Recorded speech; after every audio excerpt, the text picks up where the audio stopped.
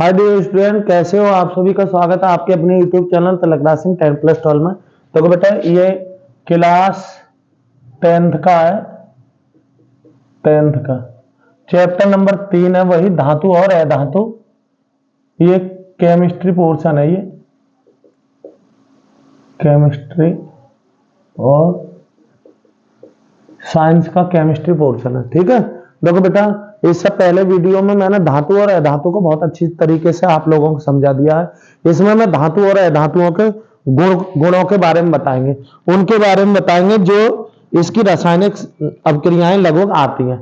देखो कैसे, पहले देख लो बेटा, धातु आप लोग जानते होंगे, आप परिचित हो गए होंगे। कौन कौन सी? इसमें देखो ये बेटा के है पोटेशियम, ये एन है सोडियम, Mg है मैग्नीशियम। अच्छा के 2 बार लग गया, चलो कोई बात ना। ये एल्युमिनियम है Al, Zn जिंक, लेड होता लेड, ये क्या है बेटा लेड, लेड ये सीसा Pb, ये बेरिलियम है, ये बेरियम है Ba, और ये बेटा Cu है, Cu क्या है कॉपर, और Ag क्या है आपकी सिल्वर या चांदी, और Hg जो है पारा है, और Pt है प्लेटिनम, और Au है गोल्ड। और भी धातुएं हैं पर आपको इतनी अगर आपको परिचित हो आप इतनों से तो कक्षा 10 में ज्यादा दिक्कत ना आएगी। ठीक है, अब देखो बेटा यहां धातुओं की अभिक्रिया करा रहे हैं, यानी कि धातुओं का ऑक्सीकरण, ऑक्सीजन से क्रिया करके धातु क्या करती है। अब देखो बेटा थोड़ा मैं ये अलग में बता दूं आपको, अलग में क्या बता दूं कि आप जानते हो धातुओं की जो ऑक्सीजन से अभिक्रिया कराओगे तो ऑक्साइड बनाएंगे। क्या बनाएंगे? ऑक्साइड। यहां थोड़ा सा बेटा ये पोर्शन मेरे हिसाब से बहुत अच्छा है और थोड़ा सा ध्यान दे लेंगे। देखो धातुओं के ऑक्साइड, धातुओं के ऑक्साइड जैसे मान लो सोडियम की सोडियम का ऑक्साइड है Na2O और CaO और MgO और ZnO सही। और देखो बेटा K2O और MnO2 ये सब क्या है बेटा? ये धातुओं के ऑक्साइड है, धातुओं के ऑक्साइड। तो थोड़ा सा आप भूलेंगे नहीं, धातुओं के ऑक्साइड, धातुओं के ऑक्साइड, ऑक्साइड बेटा क्षारीय होते हैं। कैसे होते हैं? ऑक्साइड जो होते हैं बेटा क्षारीय होते हैं। ठीक है ना, ध्यान देंगे। और अधातुओं के ऑक्साइड, यहां फिर से बता दूं बेटा ये क्वेश्चन सीधे छप जाता है। अधातुओं के ऑक्साइड वो होते हैं अम्लीय। अधातुओं के ऑक्साइड कैसे होते हैं बेटा? अम्लीय होते हैं। कैसे होते हैं? अम्लीय होते हैं। जैसे CO2 और SO2, ठीक है ना, और P2O5, ये सब अधातुओं के ऑक्साइड हैं। कैसे हैं? अधातुओं के ऑक्साइड। तो धातुओं के ऑक्साइड क्षारीय प्रकृति के होते हैं और अधातुओं के ऑक्साइड कैसे होते हैं? अम्लीय प्रकृति के। अब देखो बेटा उभयधर्मी ऑक्साइड कैसा है? उभयधर्मी ऑक्साइड, धर्मी ऑक्साइड, ऑक्साइड, उभयधर्मी ऑक्साइड बे वाले ऑक्साइड हैं जो ये अपवाद हैं, समझ लो क्या है? अपवाद है। तो धातुओं के ऑक्साइड जैसे हम इधर बता दूं मैं Al2O3 comma PbO comma ZnO और एक है बेटा BeO। ये 4 ऑक्साइड ऐसे हैं उभयधर्मी ऑक्साइड है। उभयधर्मी ऑक्साइड का मतलब समझते हो? ऐसे ऑक्साइड जो अम्लीय भी है और क्षारीय है, यानी कि जिसमें दोनों के गुण पाए जाते हैं। तो बेटा इनमें का क्वेश्चन जो है फंसता है। और जैसे पिछले साल बहुत सिंपल क्वेश्चन था, पिछले साल था निम्न में से कौन सी उपधातु है? तो बेटा धातु, अधातु और उपधातु तीनों पता होना चाहिए, और उसी के साथ एक और पता होना चाहिए आपको अक्रिय गैस तत्व। 4 तत्वों के बारे में आपको पूरी जानकारी होनी चाहिए। फिर से एक क्वेश्चन इस साल भी फंसेगा, ठीक है ना। खैर मैं फिलहाल देख रहा हूं आपको ये बहुत बार आया हुआ है कि इनमें से कौन सा अम्लीय ऑक्साइड है, तो ज्यादातर ये क्वेश्चन उसमें ध्यान रखना SO2 पे टिक लगाना है यदि क्वेश्चन आता है, क्योंकि उसमें 4 दे रखे होंगे, 4 में की 3 क्षारीय होंगे और 1 अम्लीय होंगे। तो ध्यान देंगे धातु के साथ अगर ऑक्साइड जुड़ा हुआ है तो बेटा वो कैसा है? क्षारीय। और अधातु के साथ जो जुड़ा हुआ है वो अम्लीय। लेकिन ये अपवाद है, ये उभयधर्मी ऑक्साइड है। उभयधर्मी ऑक्साइड का मतलब है इसमें दोनों के गुण पाए जाते हैं। गला थोड़ा खराब है बेटा, सही है, इसलिए आप मैनेज करो अब आज के लिए, वैसे इतना ना है, आपकी समझ में आएगा। ठीक है, देखेंगे उभयधर्मी ऑक्साइड। तो ये ध्यान रखो, इस बार के लिए ये बहुत अच्छे क्वेश्चन है बेटा। ये जो है एल्युमिनियम का ऑक्साइड है, ये लेड का ऑक्साइड है, ये जिंक का ऑक्साइड है, और ये बेरिलियम ऑक्साइड है। क्या फिर से बता दो, ये एल्युमिनियम का ऑक्साइड है, ये लेड ऑक्साइड है, ये जिंक ऑक्साइड है, और ये बेरिलियम ऑक्साइड है। ये 4 ऑक्साइड ऐसे हैं जो उभयधर्मी होते हैं। कैसे होते हैं? उभयधर्मी होता है। तो क्वेश्चन में तो आपको 4 का ऑप्शन बनाएगा और उसमें इनमें से एक रख देगा और कह देगा कौन सा उभयधर्मी ऑक्साइड है। तो आप इन चारों को जरूर याद रखोगे। ठीक, आते हैं बेटा, देखो आप लोग उसी पे आए जहां टॉपिक चल रहा है। टॉपिक क्या चल रहा है बेटा? इधर देखेंगे।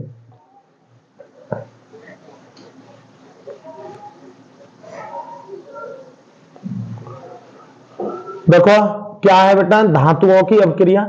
क्योंकि हमें पता है आपको अपक्रिया करनी आनी चाहिए, फिर भी मैं आपको कुछ अपक्रियाएं बता दूंगा, अभी इंपोर्टेंट बताऊंगा, ताकि कि आप लोगों को भी जो है जैसे कि तैसे क्या हो जाए, फंस जाए आपको, है ना, आपको करनी आनी चाहिए। देखो क्वेश्चन है धातुओं के रासायनिक गुण, उसमें बताया है पहला गुण बताया ऑक्सीजन से अपक्रिया। तो धातु जो जितने भी धातु हैं सभी ऑक्सीजन से अपक्रिया करके ऑक्साइड बनाते हैं। देखो जैसे यहाँ पे Na की करा दो, किसकी कराओगे? Na मतलब समझते हो सोडियम, सोडियम की अपक्रिया आप किससे कराओगे? वायु में से कराओगे। तो बेटा यहाँ पे बन जाएगा Na2O, Na2O। आप लोग जानते हो मैंने आयन वाली वीडियो में आपको बताया है कि देखो Na पर 1 पॉजिटिव होता है और O पर 2 नेगेटिव होता है। जब सोडियम का ऑक्साइड बनाओगे तो ये यहां लाओ और ये यहां, एक यहां ले जाने से कोई फर्क ना पड़ता, लेकिन ये 2 लाओगे तो ये Na2O। अब संतुलन भी कर दो, इसको 2 कर दो, यहां पे ले लो 2। तो सोडियम की यदि वायु से अपक्रिया कराओगे तो क्या बन जाएगा?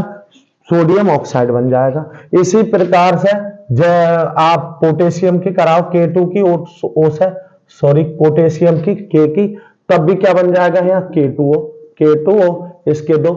ऐसे ही Mg की O2 से कराओगे तो क्या हो जाएगा? यहाँ पे MgO, मैग्नीशियम ऑक्साइड। संतुलन करने के लिए यहाँ 2 लगा लो। तो सिंपल सी बात है कि यदि धातु की ऑक्सीजन से अपक्रिया कराओगे तो आपको क्या प्राप्त हो जाएगा? धातु का ऑक्साइड प्राप्त हो जाएगा। धातु का ऑक्साइड, धातु का मतलब है जैसे सोडियम की करा रहे तो सोडियम ऑक्साइड, के की करा रहे पोटेशियम, पोटेशियम ऑक्साइड, और मैग्नीशियम से कराओगे तो मैग्नीशियम ऑक्साइड। अब यहाँ थोड़ा सा ध्यान दो बेटा, ये जो है आपकी के और Na बहुत ज्यादा अपक्रियाशील धातुएं होती हैं, अधिक क्रियाशील धातुएं होती हैं। कौन? के और क्या है? सोडियम। ठीक, अब आ जाओ बेटा जल से अपक्रिया। अब देखो जल से जब अपक्रिया कराओगे, क्या कराओगे? जल से जब अपक्रिया कराओगे तो जल से अपक्रिया कराने पर धातु का हाइड्रोक्साइड बन जाता, धातु का हाइड्रोक्साइड। देखो कैसे बेटा? जैसे मान लो सोडियम की जल से करा रहे हो, किसकी? Na की जल से रिएक्शन करा रहे हैं, तो बेटा क्या हो जाएगा? ये सोडियम का हाइड्रोक्साइड बन जाएगा, यानी कि NaOH बन जाएगा, NaOH, सोडियम हाइड्रोक्साइड। इसके 2 ले लो बेटा, यहां से क्या हो जाएगा आपका? H2 निकल जाएगा। क्या निकल जाएगा? हाइड्रोजन गैस निकल जाती है। और करा लो पोटेशियम की, करा लो K की, तो K की H2O से कराओगे तो यहां भी क्या हो जाएगा? पोटेशियम हाइड्रोक्साइड बन जाएगा, प्लस का H2O, यहाँ पे हाइड्रोजन निकल जाएगी। संतुलन करने के लिए इसके भी 2, इसके भी 2, और यहाँ पे इस तरीके से 2 लगाओगे। ठीक है ना? अब ये देखो यहां देख रहे हैं, हमने तुम्हें बताया बेटा ऐसे ही बेटा कैल्शियम की करा दो। क्या है? Ca की इससे H2O से कैल्शियम की, तो यहाँ पे 2 लेंगे और यहाँ पे क्या हो जाएगा बेटा? CaOH का होल ट्वाइस, CaOH का होल ट्वाइस। और यहाँ से भी क्या हो जाएगा? यहाँ से बेटा H2O निकलेगा, और यहाँ क्या लगा लो? 2, नहीं इसको ही रहने दो। ठीक है ना? ये हो जाएगा कि ये बुझ जाएगा, कैल्शियम क्या हो जाता है? कैल्शियम हाइड्रोक्साइड प्राप्त हो जाएगा। यानी कि थोड़ा सा ध्यान दो, धातुओं की ऑक्सीजन से अपक्रिया कराओगे तो धातु ऑक्साइड बन जाएंगे, और धातु की जल से अपक्रिया कराओगे तो क्या हो जाएगा बेटा? उनके हाइड्रोक्साइड बन जाएंगे। ठीक, लेकिन एक बात ध्यान रखना, ये वाली कौन सी बेटा? ये के और Na कौन सी है ये? पोटेशियम और सोडियम बहुत सक्रिय धातु होती हैं, बहुत अधिक सक्रिय धातु होती हैं। इनकी जरा सा ही जल पहुंचने पर ये क्या है, स्वतः ही जलने लगती हैं। इसलिए इनको किस में रखा जाता है? इनको केरोसिन के तेल में, यानी कि मिट्टी केरोसिन में रखा जाता है। केरोसिन का मतलब है मिट्टी के तेल में। आ जाओ, इसी प्रकार से हाइड्रोजन से अपक्रिया कराओगे आपकी किसी भी धातु की, तो उसका हाइड्राइड बन जाएगा। जैसे मान लो यहाँ पे Na की हाइड्रोजन से कराओगे तो यहाँ हो जाएगा NaH। संतुलित करने के लिए यहाँ दो लो, यहाँ ले लो। ये क्या बना? ये सोडियम हाइड्राइड बना। क्या बना? Sodium hydride. समझ गए? थोड़ा सा ध्यान देंगे और धातुओं ले लेंगे। ठीक, अब आ जाओ बेटा, यहां अम्लों से अपक्रिया। जितने भी धातु हैं ने कुछ को छोड़कर सभी तनु अम्लों से अपक्रिया करके जो है आपकी धातु का सल्फेट बना लेती हैं, क्लोराइड बना लेती हैं और क्या नाइट्रेट बनाती हैं। यानी कि जिस भी अम्ल से अपक्रिया कराओगे, जैसे ये है यहां पे, यहां एम का मतलब समझ रहे होगे बेटा, मैंने यहां मेटल ले रखा है। ये एम का मतलब क्या है? मेटल, और मेटल मीन्स क्या होता है? धातु। तो धातु की रिएक्शन कराओगे कुछ धातुओं को छोड़कर। अब थोड़ा सा ध्यान दो, इधर को देखेंगे। देखो बेटा, कुछ मैं तुम्हें इधर दिखा रहा हूं बेटा। देखो ये है तो थोड़ा बड़ा पोर्शन, लेकिन कभी कभी ये होता है कि थोड़ा सा करने के लिए भी बहुत ज्यादा करना पड़ता है। अब पता है जैसे जो मैं बता रहा हूं, ठीक है ना? अब इससे तुम्हारी बहुत बड़ी प्रॉब्लम जो है सॉल्व हो जाएगी। यानी कि ये तो याद होगा ही, इससे ज्यादा फिर आपको और ज्यादा। देखो कैसे करेंगे बेटा, ये कभी कभी ये आ जाता है विद्युत रासायनिक श्रेणी। विद्युत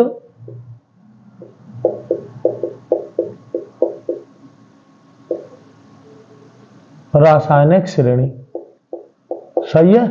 या इसको सक्रियता श्रेणी क्या बोलते हैं? या सक्रियता श्रेणी, सक्रियता श्रेणी। चलो मैं इसी के साथ तुम्हारी ये भी सक्रियता श्रेणी। अब देखो बेटा, ये सक्रियता क्या कह रहे हैं? धातुओं को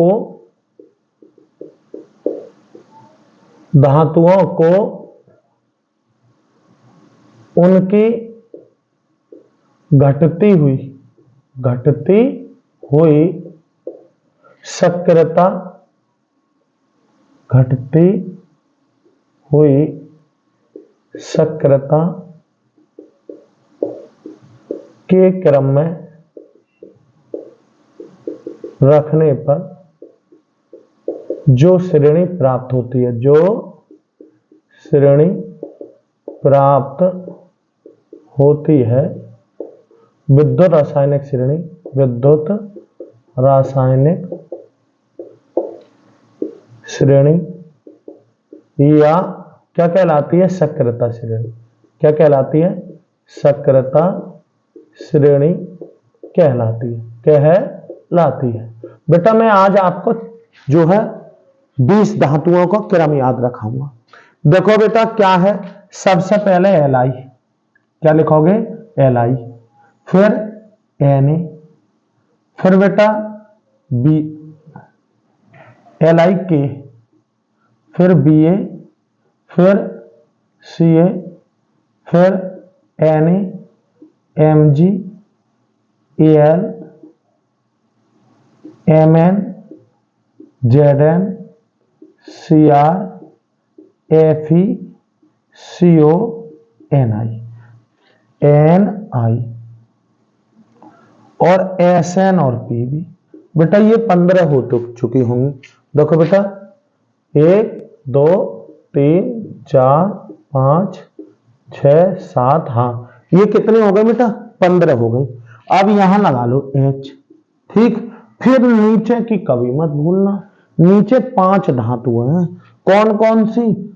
Cu, Hg, Ag, Pt, Au। नारी बात समझ में? देखो ये मैंने इस हाइड्रोजन को छोड़कर कितनी धातुएं लिख दी? 20। सही, CUHGAGPTAU, CUHGAGPTAU। 2-3 बार मेरे साथ बोलोगे तो मैं ऐसे समझो रैप के तरह याद हो जाएंगे। CUHGAGPTAU, CUHGAGPTAU, CUHGAGPTAU। अब CU क्या है? अरे जानते हो यार आप लोग, कॉपर। CU क्या है? कॉपर। कॉपर या इसी को बोलते हैं तांबा। क्या बोले? तांबा। ठीक है ना। अब Hg जानते हो आप, इसको मरकरी कहते हैं, या इसके ब्रैकेट में लिख लो पारा। क्या ले लो? पारा। Ag जानते हो, Ag हो देखो सिल्वर, ये इसी के ब्रैकेट में लिख लो चांदी। क्या लिख लें? चांदी। और Pt है प्लेटिनम।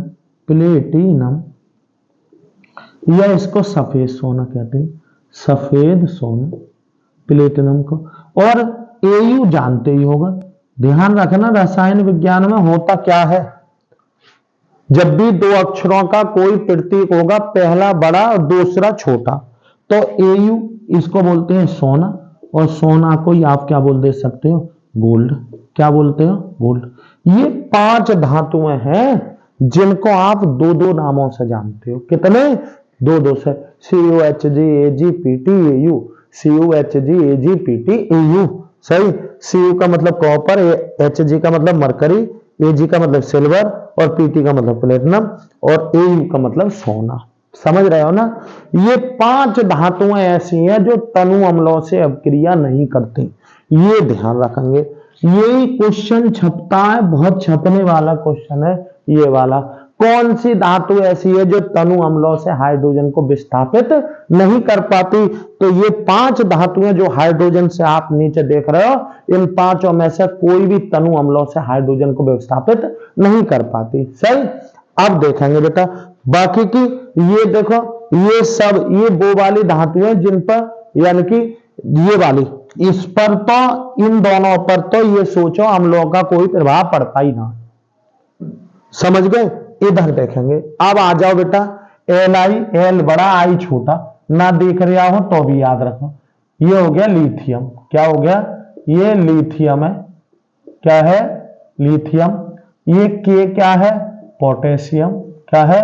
पोटेशियम। Ba क्या है? बेरियम। क्या है? बेरियम। और Ca क्या है बेटा? कैल्शियम। कैल्शियम। ठीक। ये Na क्या है बेटा? सोडियम। क्या है? सोडियम। Mg क्या है? मैग्नीशियम। मैग्नीशियम। और Al क्या है? एल्यूमिनियम। एल्यूमिनियम। और Mn क्या है? ये मैग्नीज है। मैग्नीज। Zn क्या है बेटा? जिंक। Cr क्या है? क्रोमियम। क्रोमियम। ये एक ऐसी धातु है बेटा जिस पर जंग ना लगती है कभी भी। क्या ना लगती है? जंग। क्रोमियम। Fe क्या है बेटा? आयरन। क्या है? आयरन। या इसको लोहा बोल देते हैं। क्या बोल देते हैं? लोहा। यहां CO, C बड़ा बेटा, C बड़ा और O छोटा। सही है। ये भी होता है, यहां C और O बराबर लिख दिए ना, तो ये बेटा क्या हो जाएगी? कार्बन मोनोऑक्साइड हो गया। ये बेटा दम घोटू गैस के नाम से प्रयोग है। ठीक है ना। देखेंगे आयरन। CO ये कोबाल्ट है। क्या? ये कोबाल्ट एक धातु होती है। Na क्या होती है बेटा? निकेल होती है। क्या होती है? ये निकेल। ठीक। और Sn क्या होती है? टिन। क्या होती है? टिन। और ये लेड होती है। Pb क्या होता है? लेड। और इसका लेड का ध्यान रखेंगे, लेड को दूसरा बोल देते हैं सीसा। क्या बोल देते हैं? सीसा। इन धातुओं का ये सक्रियता का घटता क्रम है। सक्रियता का घटता क्रम। घटता, क्या ये? घटता क्रम। क्या है बेटा? घटता क्रम। समझ गए ना। देखो एक बात और देखा, अगर ये आपको याद है इसी क्रम में, तो ये मैं तुम्हें बता दूं एक बात बता दें, प्रत्येक ऊपर वाली धातु अपने नीचे वाली धातु को क्या कर सकती है? उसके विलयन से विस्थापित कर सकती है, परंतु नीचे वाली ऊपर वाली को ना कर सकती। नारीवाद। इससे अभिक्रियाओं को हम ये पहचान लेंगे ये संभव है या नहीं। जैसे कोई ये कहने लगे बेटा, ऐसे कह दे, देखो मैं तुम्हें इधर बता रहा हूं, जैसे ये कह दे Cu प्लस के ZnSO4 और तीर लगा के यहां कह दे CuSO4 प्लस का Zn, क्या ये संभव है? तो ऐसा संभव नहीं है, ऐसा संभव नहीं है, क्योंकि Cu ने Zn को विस्थापित कर दिया, जबकि हमने तुम्हें पहले ही बता रखा है ऊपर वाली नीचे वाली को कर सकती है, परंतु नीचे वाली ऊपर को विस्थापित नहीं कर पाएगी। ऊपर वाली नीचे वाली को विस्थापित कर सकती है, परंतु नीचे वाली ऊपर को नहीं कर दी। यहां क्या कर दिया Cu ने? Zn को कर दिया, जबकि हमें पता है Cu की सक्रियता कम है, किससे? Zn से। Cu की सक्रियता क्या है? Zn से कम है। Cu की सक्रियता Zn से कम है, तो ऐसा संभव नहीं है। हाँ, इसका उल्टा संभव है। इसका क्या है बेटा? उल्टा संभव है। अगर यहाँ Zn होता और यहाँ पे Cu होता तो ये ZnSO4 और क्या हो जाएगा Cu, ये संभव था। तो ध्यान रखो, बड़े आराम से आप सभी अपक्रियाओं को आप पहचान सकते हो कि ये अपक्रिया संभव है या नहीं, क्योंकि ऊपर वाली नीचे वाली को विस्थापित कर देगी, परंतु नीचे वाली ऊपर को नहीं। क्यों? क्योंकि अधिक सक्रिय कम सक्रिय को क्या कर देगी? विस्थापित कर देगी। कम सक्रिय अधिक सक्रिय को नहीं कहेगी। चलो मैं देखो, अब बेटा देखो एक बात बताओ, ये कैसे याद करें, है ना? ये तुम्हारे दिमाग में विचार आ रहे होंगे, सर कैसे याद करें इसको? तो कोई बात ना बेटा, एक बात ध्यान रखोगे, बस कुछ आपको याद रखना होता है। कुछ याद रखने का तभी आप रिलेट करके अन्य चीजों को जोड़ सकते हो। देखो, कम से कम 30 परमाणु क्रमांक तक आपको क्या है? तत्व याद होने चाहिए। तत्वों के नाम और प्रतीक चिन्ह, ये वैसे तो 9th में हो जाना चाहिए, लेकिन चलो ना रहा, 9th में नहीं हो पाया है, तो अब भी कोई दिक्कत थोड़ा ही ना आई है। सही है। देखो 30 तक मैं मुंह जमानी आपको ऐसे ही बता दूंगा, अगर आप सुनना चाहो तो। देखो, हाइड्रोजन 1 होता है, प्रतीक चिन्ह H। Lithium 2, helium 2, lithium 3, beryllium 4, boron 5, और चलो इधर लिख के बता देते हैं ना, तो थोड़ा तुम्हें भी पता लग जाएगा। बेटा, हाइड्रोजन का H का 1 परमाणु क्रमांक होता है पहले नंबर पे, हीलियम दूसरे पे, लिथियम तीसरे पे, बेरिलियम चौथे पे, बोरॉन 5वें पे, कार्बन 6ठे पे, नाइट्रोजन 7वें पे, ऑक्सीजन 8वें पे, फ्लोरीन 9वें पे, और बेटा नियोन 10वें पर, सोडियम 11वें पर, मैग्नीशियम 12वें पर, एल्युमिनियम 13वें पर, सिलिकॉन 14वें पर, फास्फोरस 15वें पर, सल्फर 16वें पर, क्लोरीन 17वें पर, आर्गन 18 पर, पोटेशियम 19 पर, कैल्शियम 20 पर। ठीक। स्कैंडियम बेटा 21 पर, टाइटेनियम 22 पर, और वेनेडियम 23 पे, क्रोमियम 24 पे, और बेटा Mn मैग्नीज 25 पे, और आयरन 26 पे, कोबाल्ट 27 पे, निकिल 28 पे, और Cu 29 पे, और Zn 30 पे। हालांकि आगे भी है, 31 पे Ga है, 32 पे Ga है, सही है, आर्सेनिक है 33 पे। इसी तरीके से बेटा आपको आगे जाना है, लेकिन आगे ना कम से कम ये तत्व आपको याद होने चाहिए। ये हाइड्रोजन है बेटा, ये हीलियम है, ये लिथियम है, ये बेरिलियम है, ये बोरॉन है, ये कार्बन है, ये नाइट्रोजन है, ये ऑक्सीजन है, ये फ्लोरीन है, ये नियोन है, ये सोडियम है, ये मैग्नीशियम है, ये एल्युमिनियम है, ये सिलिकॉन है, ये फॉस्फोरस है, ये सल्फर है, ये क्लोरीन है, ये आर्गन है, ये पोटेशियम है, ये कैल्शियम है, ये स्कैंडियम है, ये टाइटेनियम है, ये वेनेडियम है, ये Cr है बेटा, C बड़ा R छोटा है, क्रोमियम है, ये Mn मैग्नीज है, और Fe आयरन है, लोहा है, कोबाल्ट है CO, और निकेल है Ni, और Cu है क्या है? ये कॉपर है, और ये जिंक है। आपको इतना पता होना चाहिए। अब देखो मैं तुम्हें कैसे बताता हूं। ये बेटा आपको इनके, अरे ये नीचे का था बिल्कुल सिंपल, नीचे का CuHgAgPtAu, CuHgAgPtAu, 5 तो बेटा रैप की तरह याद करो, CUHGAGPTAU, CUHGAGPTAU। चलो बेटा अब मैं ऊपर के 15 कैसे याद कराता हूं। देखो बेटा ये है सबसे पहला लाइक, क्या है लाइक, LIK, ये तो करते ही हो गए। अरे लाइक तो आप लोगों को यहां भी कर देना चाहिए, ये तो सबसे पहला अच्छा शब्द है, समझो सही। लाइक तो याद हो गया ना, लाइक का मतलब LI और के, LI का मतलब लिथियम और के का मतलब पोटेशियम। अब देखो बेटा यहां बड़ा कंफ्यूजन होता है कि BA पहले है कि CA पहले है। तो बेटा बच्चा क्या है, ये बा और चा, तो क्या हो गया, बच्चा ना हो गया, बच्चा। तो लाइक बच्चा 4 याद हो गई मेरे भाई, आप लोगों को 4 याद हो गई। बच्चे को लाइक कर दो, यानी कि लाइक और बच्चा। आप लोग क्या है हमें लाइक करेंगे, लेकिन हम तो लाइक तुम्हें करते हैं, ठीक है ना, यानी कि लाइक बच्चा याद हो गई। लाइक का मतलब LI और के का मतलब potassium, LIK lithium potassium, lithium potassium हो गया लाइक और बच्चा। बच्चा का मतलब है BA और CA, BA का मतलब बेरियम और CA का मतलब कैल्शियम। समझ में आ गई होगी, ठीक, बेरियम और कैल्शियम, ठीक। अब देखो बेटा एक झटके में 3 हो जाएंगी, कौन सी, ये 11 12 13, 11 12 13, 11 12 13। ये क्या कह रहा है, लाइक बच्चा 11 12 13, लाइक बच्चा 11 12 13, लाइक बच्चा 11 12 13, सही। 7 याद हो जाएंगे बेटा। 11 का मतलब है सोडियम, 12 का मतलब है मैग्नीशियम और 13 का मतलब क्या, एल्युमिनियम। 7 याद हो गई, आधा मंजिल पार कर लिया आपने। लाइक बच्चा 11 12 13, लाइक बच्चा 11 12 13, LI के BA CA 4 हो गई, लाइक बच्चा।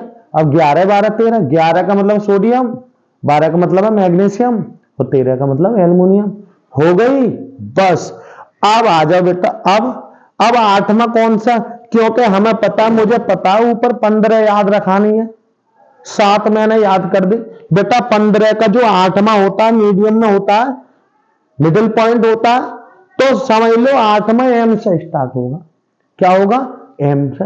अब M से कौन सा भाई, M से तो 2 हो गए, कौन सा, एक मैग्नीज और एक मैग्नीशियम। तो मिडिल में डालो कौन सा वाला, 25 नंबर वाला, परमाणु क्रमांक 25 वाला, तो Mn हो गया भाई काम, सही है।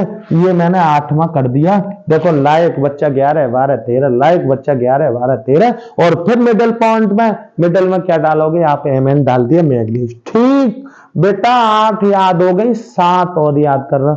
अब देखो बेटा Mn हमने क्या बताया, आपको 30 तक पे याद रखनी है, तो Mn डाल रहा है भाई, Zn क्यों छोड़ रहा है, तो Mn Zn बस एक याद कर लो, एक याद रखनी है, Mn Zn तो डालोगे, हमने बताया जब Mn डाल दिया तो यार एक और Zn और डालो, 30 तक तो याद करें, तो Mn और Zn बस Cr को याद रखना, क्या याद रखना, Cr को। फिर 3 की गिनती, कौन, 26 27 और 28, 26 27 28, 26 27 28।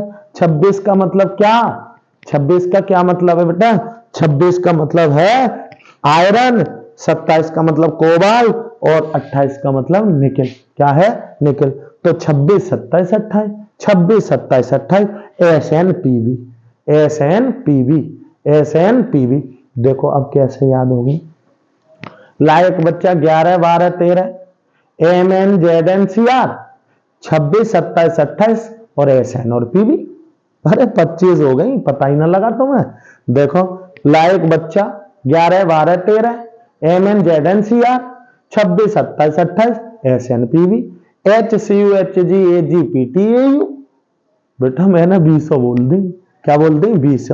देखो फिर से बेटा, आपको 20 याद रखना, गारंटी दे रहे हैं, लाइफ टाइम वाला क्वेश्चन है ये। ऐसा ना है कि यहाँ केवल हाई स्कूल करके ही तुम इसको, ये तो हमेशा याद रखना है, सक्रियता याद रहनी चाहिए धातुओं की, सब है ना। तो देखो क्या है, लाइक बच्चा 11 12 13, Mn Zn Cr, 25 26 27 Sn Pb और HCUHGAGPTAU, सही। कितनी याद हो गई है, फिर से बता रहा हूं, लाइक बच्चा 4 11 12 13 7 Mn मिडिल पॉइंट ऊपर का, Mn डाला तो Zn भी डाला और Cr, Mn Zn Cr, Mn Zn Mn Zn Cr और 26 27 28 26 27 28 SnPV SnPV। फिर हाइड्रोजन आ गया और नीचे की तो रैप याद है CuHg AgPt Au CuHg AgPt Au। सही। अब चलो खैर बहुत हो गया बेटा। देखो यहां देखेंगे सबसे कम सक्रिय धातु कौन सी है बेटा? सोना। क्या है? सोना। ये सबसे कम सक्रिय है। और सबसे अधिक सक्रिय कौन है? सबसे अधिक सक्रिय कौन है बेटा? यहां पे है लिथियम। क्या है? लिथियम सबसे ज्यादा सक्रिय है। ऊपर की तो ये सक्रियता मैंने बताई दी है। कोई कंपेयरिंग करे इसमें और इसमें कौन सक्रिय है तो बेटा ये बता दो। इसमें और इसमें कौन सक्रिय तो ये बता दो। इसमें और इसमें कौन सक्रिय तो ये बता दो। ऊपर वाली सक्रिय, नीचे वाली कम सक्रिय।